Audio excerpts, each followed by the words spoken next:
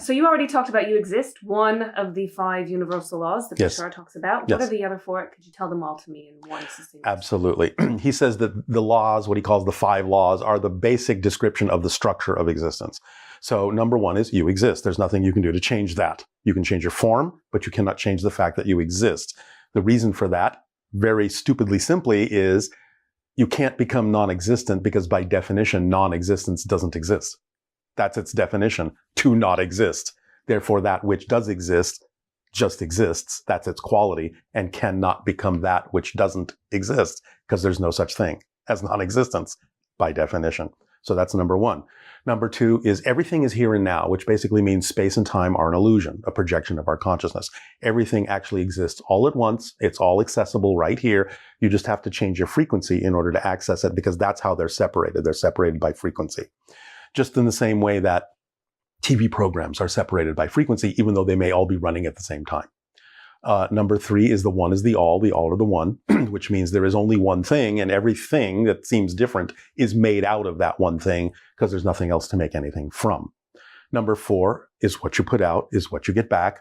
Sometimes people on Earth translate this as the law of attraction. And something important to say about that, because even though it's not incorrect to say that, well, you have to be the vibration of a thing to attract it, the idea of the way it's usually stated here is, in my opinion, incomplete. And people are left thinking, I have to learn what that vibration is to attract the things that I need in life. That I disagree with. You are already giving off that vibration because that's your natural core. Vibration is to attract what you need in life. If those things aren't manifesting, it's not because you're not the vibration of the attraction. It's that you are blocking them from coming. You're stopping the vibration from bringing them to you with negative and fear-based beliefs. So it's not an issue of having to learn to attract. It's an issue of having to learn to stop blocking what you're attracting naturally. And law number 5 is everything changes except the laws. Those are the structure that don't change. But everything else changes. Perspective, experience, beliefs, it all changes, and it's changing constantly. Bashar has even gone so far as to say that the way we actually even experience the concept of time is by actually shifting our consciousness through billions, literally billions of parallel realities every second. So we're constantly shifting like a projector light through a series of film frames to create the illusion of movement and change on our screen, our movie screen of reality. So if you understand that you're flickering through these billions of frames, then everything is changing constantly, and every single moment is a different frame. When you really start to wrap your mind around the fact that that's how reality is being generated by your consciousness, then you know that every moment you're actually going back to zero, and that this sense of continuity from the past to the present to the future is also part of the illusion. You can break your continuity by understanding that you're shifting all the time. So you don't have to learn to shift. You are learning to navigate what frames you're shifting through that are more and more representative of the frames and the realities you prefer. And do my feelings help me navigate that? Yes, because your feelings tell you what you believe to be true. And what you believe to be true creates the vibration that navigates you. And what about timelines then?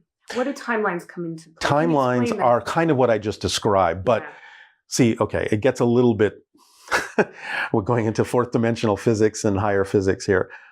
When I describe the parallel realities as frames, each frame, like a frame on a film strip, has no movement in it, no awareness in it.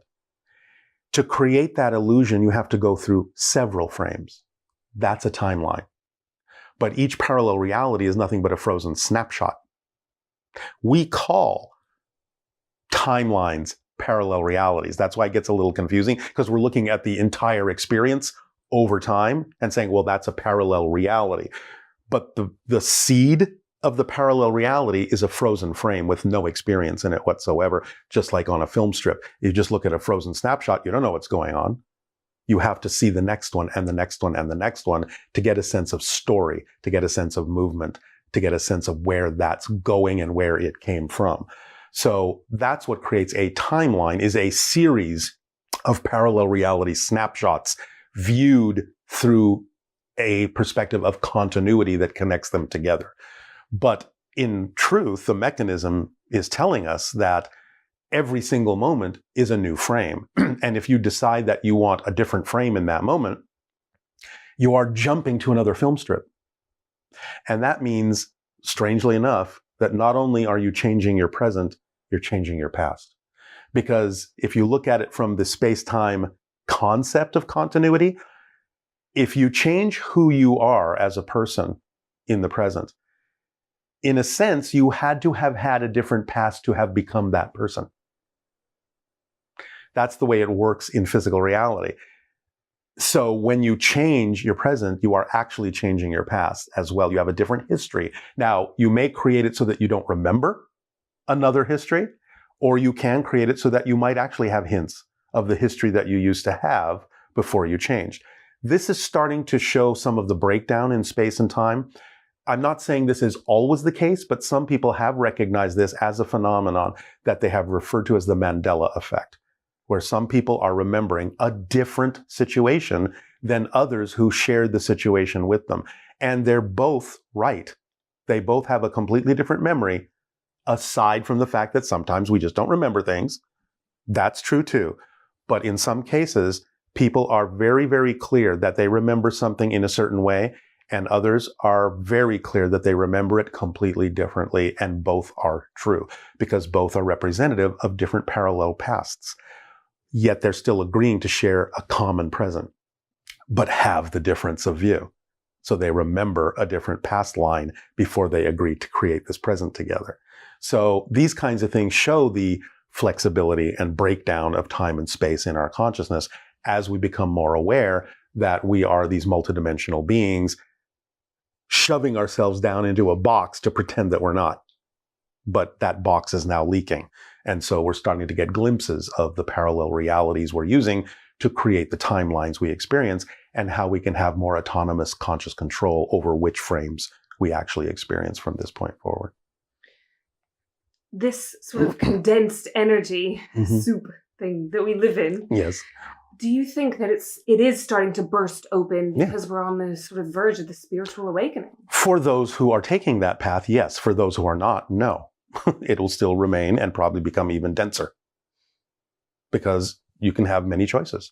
So we're going to still be able to see for a while that there are people choosing things that are not necessarily the realities we would choose. And that's okay. Just because you can see and observe them doesn't mean they affect you. Bashar's kind of used this analogy of saying, look, things are kind of splitting apart into different parallel tracks right now. And it's almost like there are glass walls in between the different realities. So you can still see what other people are choosing, but they can't reach you with their ideas. Their vibrations bounce off those glass walls back to them. Your vibrations bounce off the glass walls back to you. So even though you can look like you're sharing the same reality, you're not anymore. Things are actually physically starting to split apart and are being separated by vibration. As he explains it, in years to come, as you get farther and farther and farther away from people that are choosing realities that are vibrationally incompatible with what you're choosing, you will probably no longer experience them. Eventually, you will live in a world that is the world that you wished to live in, a different version of Earth that exists simultaneously with their version of Earth. But the choices they make determine the Earth they experience, and the choices you make determine the Earth you experience. Because they're all existing at the same time. And you're starting to go this way, and they're starting to go that way, and someone else is starting to go that way, and that way, and that way. Different Earths, different experiences. So cool how it works. And I really understand it the way that it's broken down like this. Yeah. I'm so grateful for that. Sure. This idea of a participatory universe and the creational aspects of emotion and how we create our own realities. Is it true that our inner worlds are always reflected in our outer worlds? Absolutely. Now, you may not always recognize the reflection because of other beliefs you have, or filters or denials or what have you, or just not a need to necessarily see it that way. But yes, it can't be otherwise. It's like saying, can I look in a mirror and frown on my face and see something other than a frown on the reflection? No, the mirror doesn't have a mind of its own. Physical reality is just a mirror. So it can only reflect what you give it. That's, again, the fourth law. What you put out is what you get back. It has no other choice. So people can wait around and look in that frown in the reflection and say, well, I'm not going to smile until the reflection smiles first. Well, that'll never happen. Never. But when you smile, the mirror has no choice but to smile back because it doesn't have a mind of its own. It's just reflecting what you're doing. Now, sometimes we'll test ourselves. We may not immediately see the smile reflected. If we're making it conditional, like I'll smile if the reflection smiles back, then again, the reflection will never smile back because you're making it conditional. So people will often test themselves and say, all right, I've changed. And they're waiting around and waiting around and waiting around for something outside to change. And they're saying, oh, well, this doesn't work. Something must be wrong. That's not the way you change.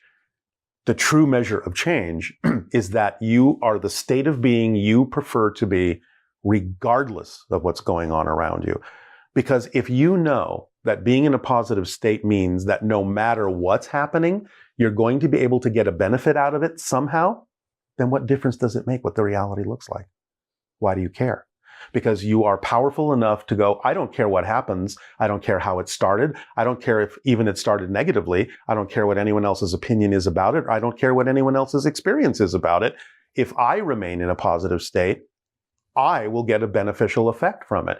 If nothing else, manifesting something that I neutrally, objectively don't prefer can still be used positively because if nothing else, I can look at that and go, seeing what I don't prefer more clearly helps me see what I do prefer more clearly by contrast.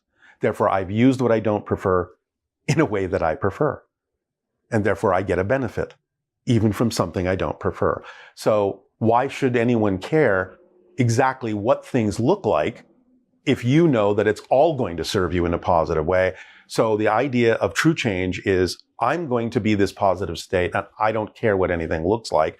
That's how you get the benefit. So you can't make it conditional on, well, this has to happen if I change.